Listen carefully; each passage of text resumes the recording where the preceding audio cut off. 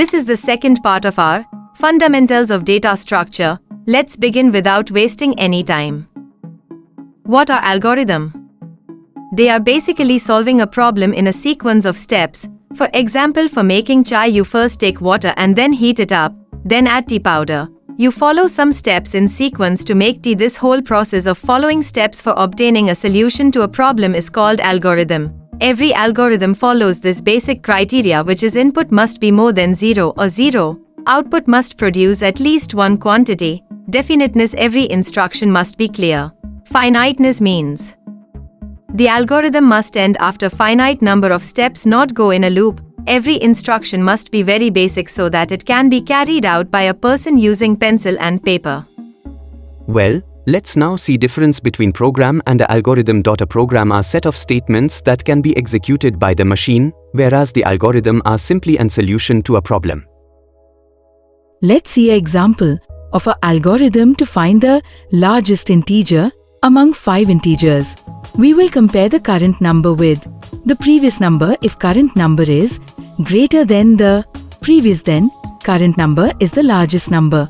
We keep checking one after the other n times, mean till the last number of array, which was r, n is equal to 5. Now let's see the 3 constructs of algorithm. The first one is the sequence, which can be said as a switch case in programming.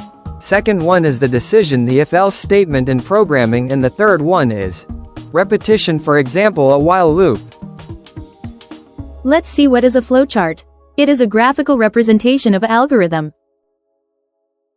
Let's see what is a pseudocode.